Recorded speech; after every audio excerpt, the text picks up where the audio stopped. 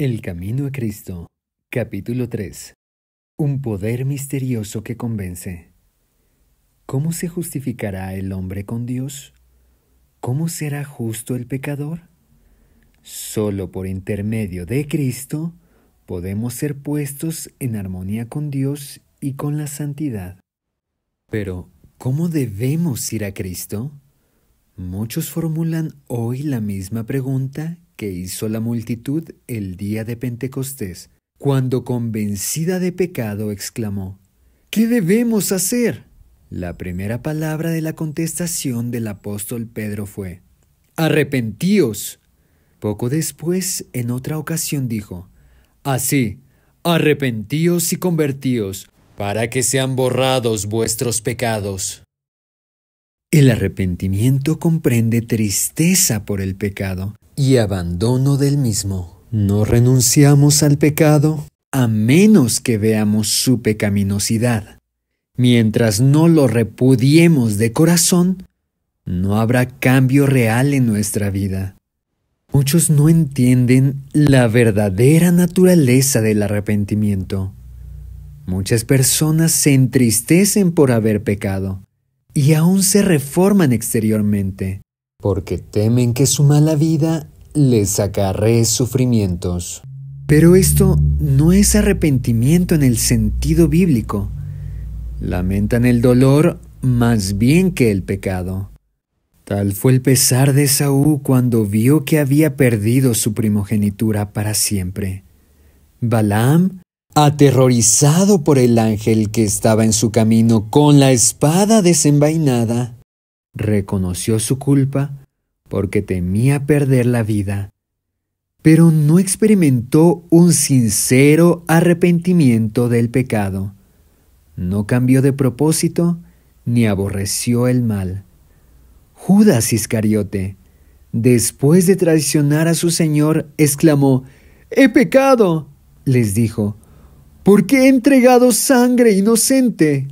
Esta confesión fue arrancada a su alma culpable por un tremendo sentimiento de condenación y una pavorosa expectación de juicio. Las consecuencias que habría de cosechar le llenaban de terror, pero no experimentó profundo quebrantamiento de corazón, ni dolor en su alma por haber traicionado al Hijo Inmaculado de Dios y negado al Santo de Israel. Cuando el faraón de Egipto sufría bajo los juicios de Dios, reconocía su pecado, a fin de escapar al castigo, pero volvía a desafiar al cielo tan pronto como cesaban las plagas. Todos los mencionados lamentaban los resultados del pecado, pero no experimentaban pesar por el pecado mismo. Pero cuando el corazón cede a la influencia del Espíritu de Dios, la conciencia se vivifica y el pecador discierne algo de la profundidad y santidad de la sagrada ley de Dios, fundamento de su gobierno en los cielos y en la tierra.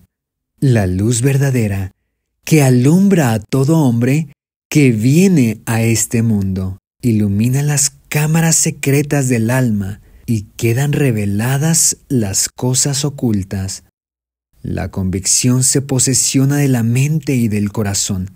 El pecador reconoce entonces la justicia del Señor y siente terror de aparecer en su iniquidad e impureza delante del que escudriña los corazones. Ve el amor de Dios, la belleza de la santidad y el gozo de la pureza.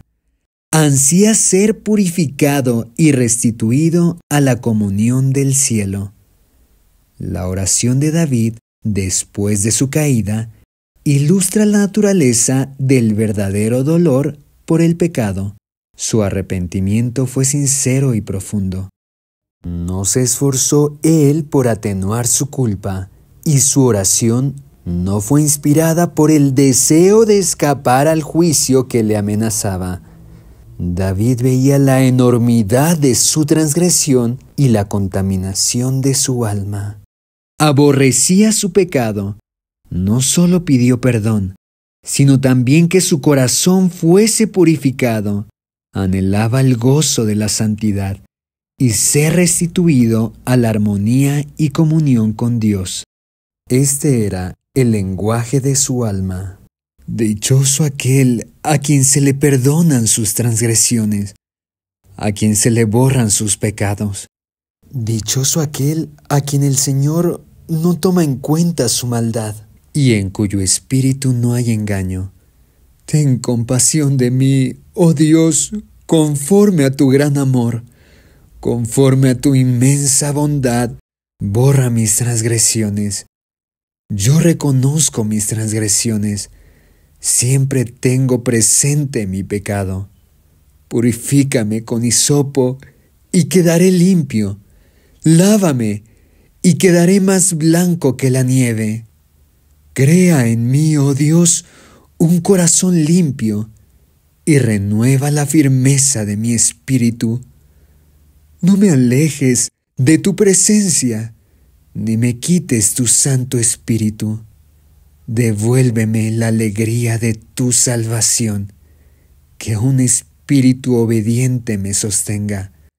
Dios mío, Dios de mi salvación, líbrame de derramar sangre, y mi lengua alabará tu justicia. Sentir un arrepentimiento como este es algo que supera nuestro propio poder. Se obtiene únicamente de Cristo, quien ascendió a lo alto y dio dones a los hombres. Precisamente en este punto es donde muchos yerran, y por ello no reciben la ayuda que Cristo quiere darles.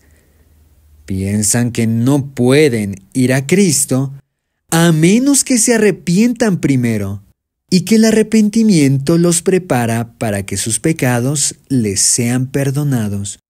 Es verdad que el arrepentimiento precede al perdón de los pecados, porque es únicamente el corazón quebrantado y contrito el que siente la necesidad de un Salvador.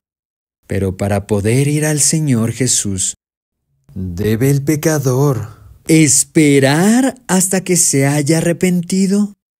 ¿Debe hacerse del arrepentimiento un obstáculo entre el pecador y el Salvador? La Sagrada Escritura no enseña que el pecador deba arrepentirse antes de poder aceptar la invitación de Cristo. Venid a mí, todos los que estáis fatigados y sobrecargados, y yo os daré descanso. La virtud proveniente de Cristo es la que nos induce a un arrepentimiento genuino.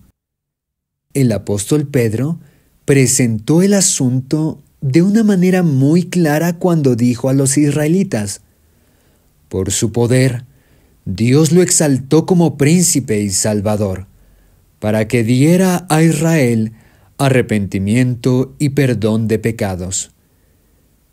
Tan imposible es arrepentirse si el Espíritu de Cristo no despierta la conciencia, como lo es obtener el perdón sin Cristo. Él es la fuente de todo buen impulso, es el único que puede implantar en el corazón enemistad contra el pecado. Todo deseo de verdad y pureza, toda convicción de nuestra propia pecaminosidad, evidencian que su Espíritu está obrando en nuestro corazón. Jesús dijo: pero yo, cuando sea levantado de la tierra, a todos atraeré a mí mismo. Cristo debe ser revelado al pecador como el Salvador que murió por los pecados del mundo. Y mientras contemplamos al Cordero de Dios sobre la cruz del Calvario, el misterio de la redención comienza a revelarse a nuestra mente y la bondad de Dios nos guía al arrepentimiento. Al morir por los pecadores, Cristo manifestó un amor incomprensible, y a medida que el pecador lo contempla, este amor enternece el corazón, impresiona la mente e inspira contrición al alma. Es verdad que a veces los hombres se avergüenzan de sus caminos pecaminosos y abandonan alguno de sus malos hábitos antes de darse cuenta de que son atraídos a Cristo. Pero siempre que, animados de un sincero deseo de hacer el bien, hacen un esfuerzo por reformarse, es el poder de Cristo el que los está atrayendo. Una influencia de la cual no se dan cuenta obra sobre su alma, su conciencia se vivifica y su conducta externa se enmienda. Y cuando Cristo los induce a mirar su cruz y a contemplar a aquel que fue traspasado por sus pecados, el mandamiento se graba en su conciencia. Les es revelada la maldad de su vida, el pecado profundamente arraigado en su alma. Comienzan a entender algo de la justicia de Cristo y exclaman: ¿qué es el pecado para que haya exigido tal sacrificio por la redención de su víctima? Fueron necesarios todo este amor, todo este sufrimiento, toda esta humillación para que no pereciéramos, sino que tuviésemos vida eterna. El pecador puede resistir a este amor, puede rehusar ser atraído a Cristo, pero si no se resiste, será atraído a Jesús. El conocimiento del plan de salvación le guiará al pie de la cruz, arrepentido de sus pecados, los cuales causaron los sufrimientos del amado Hijo de Dios. La misma inteligencia divina que obra en las cosas de la naturaleza habla al corazón de los hombres y crea en ellos un deseo indecible de algo que no tienen. Las cosas del mundo no pueden satisfacer su ansia. El Espíritu de Dios les suplica que busquen las únicas cosas que pueden dar paz y descanso: la gracia de Cristo y el gozo de la santidad. Por medio de las influencias visibles e invisibles, nuestro Salvador está constantemente obrando para atraer el corazón de los hombres y llevarlos de los vanos placeres del pecado a las bendiciones infinitas que pueden obtener de Él. A todas esas almas que procuran vanamente beber en las cisternas rotas de este mundo, se dirige el mensaje divino: el que tenga sed, venga, y el que quiera, tome gratuitamente del agua de la vida. Vosotros, en cuyo corazón existe el anhelo de algo mejor que cuanto este mundo pueda dar, reconoced en este deseo la voz de Dios que habla a vuestra alma. Pedidle que os dé arrepentimiento, que os revele a Cristo en su amor infinito y en su pureza absoluta. En la vida del Salvador fueron perfectamente ejemplificados los principios de la ley de Dios: el amor a Dios y al hombre. La benevolencia y el amor desinteresado fueron la vida de su alma.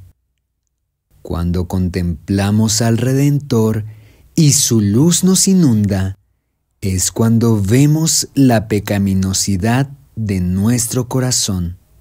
Como Nicodemo, podemos lisonjearnos de que nuestra vida ha sido íntegra, de que nuestro carácter moral es correcto, y pensar que no necesitamos humillar nuestro corazón delante de Dios como el pecador común. Pero cuando la luz de Cristo resplandezca en nuestra alma, veremos cuán impuros somos, discerniremos el egoísmo de nuestros motivos y la enemistad contra Dios que han manchado todos los actos de nuestra vida.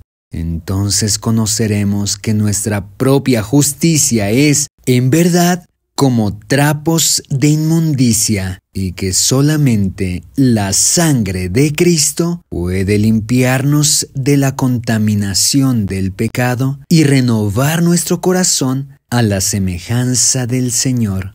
Un rayo de la gloria de Dios, una vislumbre de la pureza de Cristo que penetre en el alma, hace dolorosamente visible toda mancha de pecado y descubre la deformidad y los defectos del carácter humano. Hace patentes los deseos profanos, la incredulidad del corazón y la impureza de los labios. Los actos de deslealtad por los cuales el pecador anula la ley de Dios quedan expuestos a su vista, y su espíritu se aflige y se oprime bajo la influencia escrutadora del Espíritu de Dios. En presencia del carácter puro y sin mancha de Cristo, el transgresor se aborrece a sí mismo. Cuando el profeta Daniel contempló la gloria que rodeaba al mensajero celestial que se le había enviado, se sintió abrumado por su propia debilidad e imperfección. Describiendo el efecto de la maravillosa escena, relató: «Las fuerzas me abandonaron, palideció mi rostro y me sentí totalmente desvalido. El alma así conmovida odiará su egoísmo y amor propio, y mediante la justicia de Cristo buscará la pureza de corazón que armoniza con la ley de Dios y con el carácter de Cristo». El apóstol Pablo dice que, en cuanto a la justicia que la ley exige, es decir, en lo referente a las obras externas, era intachable. Pero cuando discernió el carácter espiritual de la ley, se reconoció pecador. Juzgado por la letra de la ley, como los hombres la aplican a la vida externa, él se había abstenido de pecar. Pero cuando miró a la profundidad de los santos preceptos y se vio como Dios le veía, se humilló profundamente y confesó así su culpabilidad. En otro tiempo, yo tenía vida aparte de la ley, pero cuando vino el mandamiento, cobró vida el pecado y yo morí. Cuando vio la naturaleza espiritual de la ley, se le mostró el pecado en todo su horror, y su estimación propia se desvaneció. No todos los pecados son de igual magnitud delante de Dios. Hay diferencia de pecados a su juicio, como la hay a juicio de los hombres. Sin embargo, aunque este o aquel acto malo pueda parecer trivial a los ojos de los hombres, ningún pecado es pequeño a la vista de Dios. El juicio de los hombres es parcial e imperfecto, mas Dios ve todas las cosas como son realmente. Al borracho se le desprecia y se le dice que su pecado le excluirá del cielo, mientras que demasiado a menudo el orgullo, el egoísmo y la codicia no son reprendidos. Sin embargo, son pecados que ofenden en forma especial a Dios porque contrarían la benevolencia de su carácter, ese amor abnegado que es la misma atmósfera del universo que no ha caído. El que comete alguno de los pecados más groseros puede avergonzarse y sentir su pobreza y necesidad de la gracia de Cristo. Pero el orgulloso no siente necesidad alguna, y así cierra su corazón a Cristo y se priva de las infinitas bendiciones que Él vino a derramar. El pobre publicano que oraba diciendo: «Oh Dios, ten compasión de mí, que soy pecador», se consideraba como un hombre muy malvado, y así le veían los demás. Pero él sentía su necesidad, y con su carga de pecado y vergüenza se presentó a Dios, e imploró su misericordia. Su corazón estaba abierto para que el Espíritu de Dios hiciese en él su obra de gracia y le libertase del poder del pecado. La oración jactanciosa y presuntuosa del fariseo demostró que su corazón estaba cerrado a la influencia del Espíritu Santo. Por estar lejos de Dios, no tenía idea de su propia corrupción, que contrastaba con la perfección de la santidad divina. No sentía necesidad alguna y nada recibió. Si percibís vuestra condición pecaminosa, no aguardéis hasta haceros mejores a vosotros mismos. ¿Cuántos hay que piensan que no son bastante buenos para ir a Cristo? ¿Esperáis haceros mejores por vuestros propios esfuerzos? ¿Puede un etíope cambiar de piel o una pantera de pelaje? Igual vosotros, ¿podréis enmendaros habituados al mal? Únicamente en Dios hay ayuda para nosotros. No debemos permanecer en espera de persuasiones más fuertes, de mejores oportunidades o de tener un carácter más santo. Nada podemos hacer por nosotros mismos.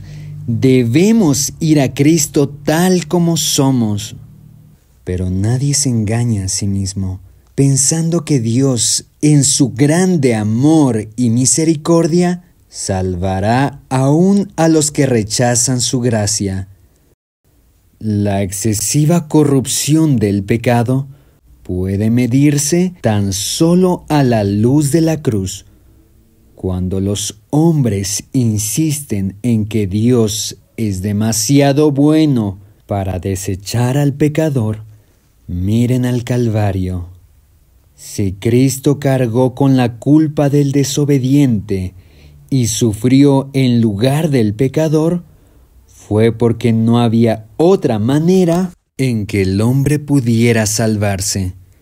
Porque sin ese sacrificio, era imposible que la familia humana escapase del poder contaminador del pecado y fuese restituida a la comunión con seres santos. Porque era imposible que volviese a participar de la vida espiritual. El amor, los sufrimientos y la muerte del Hijo de Dios, todo atestigua la terrible enormidad del pecado y prueba que no hay modo de escapar de su poder ni esperanza de una vida superior, sino mediante la sumisión del alma a Cristo.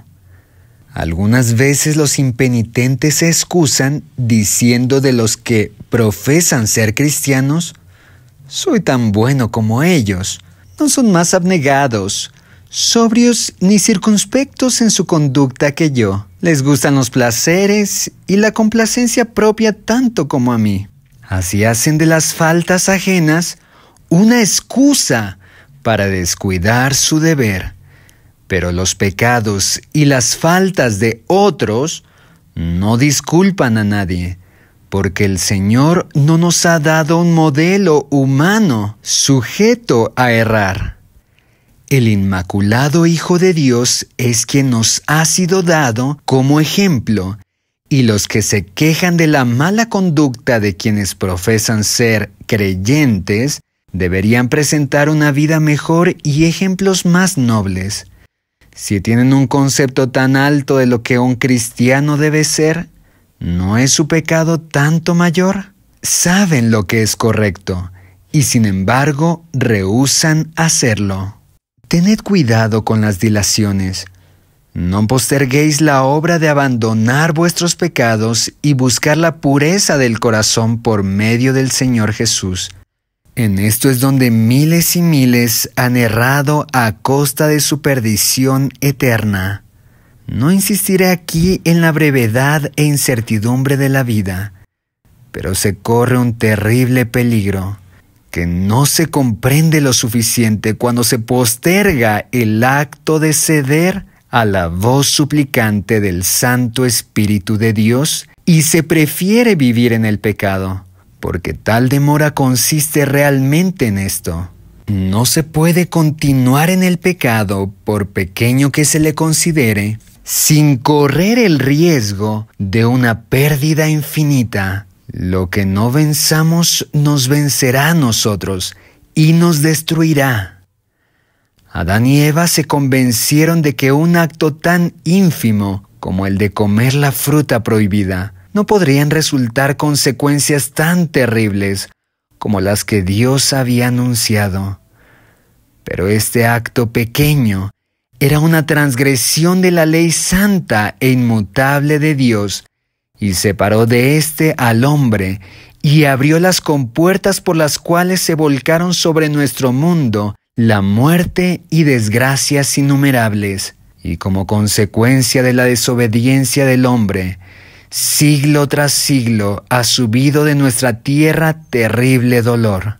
El cielo mismo ha sentido los efectos de la rebelión del hombre contra Dios. El Calvario destaca como un recuerdo del sacrificio asombroso que se requirió para expiar la transgresión de la ley divina. No consideremos, pues, el pecado como cosa trivial. Toda transgresión, todo descuido o rechazo de la gracia de Cristo obra indirectamente sobre nosotros, endurece el corazón, deprava la voluntad, entorpece el entendimiento y no solo os vuelve menos inclinados a ceder, sino también menos capaces de oír las tiernas súplicas del Espíritu de Dios. Muchos están apaciguando su conciencia inquieta con el pensamiento de que pueden cambiar su mala conducta cuando quieran, de que pueden tratar con ligereza las invitaciones de la misericordia y, sin embargo, seguir sintiendo las impresiones de ella. Piensan que después de menospreciar el Espíritu de gracia, después de echar su influencia del lado de Satanás, en un momento de extrema necesidad, pueden cambiar su modo de proceder. Pero esto no se logra tan fácilmente. La experiencia y la educación de una vida entera han moldado de tal manera el carácter que pocos desean después recibir la imagen de Jesús. Un solo rasgo malo en el carácter, un solo deseo pecaminoso, persistentemente albergado, neutraliza a veces todo el poder del Evangelio. Cada vez que uno cede al pecado, se fortalece la aversión del alma hacia Dios. El hombre que manifiesta un descreído atrevimiento o una estólida indiferencia hacia la verdad, no está sino cegando la cosecha de su propia siembra. En toda la Escritura no hay amonestación más terrible contra el hábito de jugar con el mal que estas palabras del sabio. Al malvado lo atrapan sus malas obras. Proverbios capítulo 5, versículo 22. Cristo está listo para libertarnos del pecado, pero no fuerza la voluntad, y si ésta, por la persistencia en la transgresión, se inclina por completo al mal y no deseamos ser libres, ni queremos aceptar la gracia de Cristo, ¿qué más puede Él hacer? Al rechazar deliberadamente su amor, hemos labrado nuestra propia destrucción. Mirad ahora el momento favorable, mirad ahora el día de salvación. Si hoy escucháis su voz, no endurezcáis vuestros corazones. Segunda de Corintios 6:2 y Hebreos capítulo 3, versículos 7 y 8. La gente se fija en las apariencias, pero yo me fijo en el corazón. Primer libro de Samuel capítulo 16, versículo 7. El corazón humano, con sus encontradas emociones de gozo y de tristeza, el extraviado y caprichoso corazón, morada de tanta impureza y engaño. El Señor conoce sus motivos, sus mismos intentos y designios. Id a Él con vuestra alma manchada tal cual está. Como el salmista, abrid sus cámaras al ojo que todo lo ve, exclamando: examíname, oh Dios, y sondea mi corazón. Ponme a prueba y sondea mis pensamientos. Fíjate si voy por mal camino y guíame en el camino eterno. Salmos capítulo 139, versículos 23 y 24. Muchos aceptan una religión intelectual, una forma de santidad, sin que el corazón esté limpio. Sea vuestra oración: crea en mí, oh Dios, un corazón limpio, y renueva la firmeza de mi espíritu. Salmos capítulo 51, versículo 10. Sed leales con vuestra propia alma. Sed tan diligentes, tan persistentes como lo serían si vuestra vida mortal estuviese en peligro. Este es un asunto que debe decidirse entre Dios y vuestra alma, y es una decisión para la eternidad. Una esperanza supuesta, que no sea más que esto, llegará a ser vuestra ruina. Estudiad la palabra de Dios con oración. Ella os presenta en la ley de Dios y en la vida de Cristo los grandes principios de la santidad, sin la cual nadie verá al Señor. Hebreos capítulo 12, versículo 14. Convence de pecado, revela plenamente el camino de la salvación. Prestadle atención como a la voz de Dios hablando a vuestra alma. Cuando veáis la enormidad del pecado, cuando os veáis como sois en realidad, no os entreguéis a la desesperación, pues a los pecadores es a quienes Cristo vino a salvar. No tenemos que reconciliar a Dios con nosotros, sino que, ¡oh maravilloso amor! En Cristo, Dios estaba reconciliando al mundo consigo mismo. Segunda de Corintios capítulo 5, versículo 19. Por su tierno amor, está trayendo así los corazones de sus hijos errantes. Ningún padre según la carne podría ser tan paciente con las faltas y los yerros de sus hijos, como lo es Dios con aquellos a quienes trata de salvar. Nadie podría argüir más tiernamente con el pecador. Jamás enunciaron los labios humanos invitaciones más tiernas que las dirigidas por él al extraviado. Todas sus promesas, sus amonestaciones, no son sino la expresión de su amor inefable. Cuando Satanás acude a decirte que eres un gran pecador, alza los ojos a tu Redentor y habla de sus méritos. Lo que te ayudará será mirar su luz. Reconoce tu pecado, pero di al enemigo que Cristo vino al mundo a salvar a los pecadores. Primera de Timoteo capítulo 1, versículo 15. Y que puede ser salvo por su incomparable amor. El Señor Jesús hizo una pregunta a Simón con respecto a dos deudores. El primero debía a su Señor una suma pequeña y el otro una muy grande. Pero él perdonó a ambos, y Cristo preguntó a Simón cuál deudor amaría más a su Señor.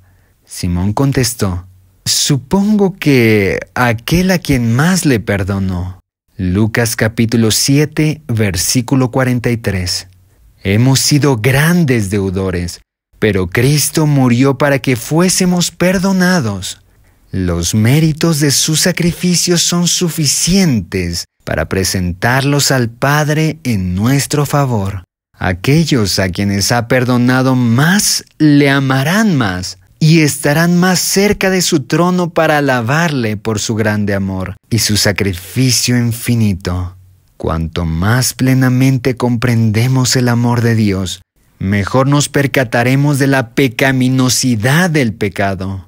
Cuando vemos cuán larga es la cadena que se nos arrojó para rescatarnos, cuando entendemos algo del sacrificio infinito que Cristo hizo en nuestro favor, nuestro corazón se derrite de ternura y contrición.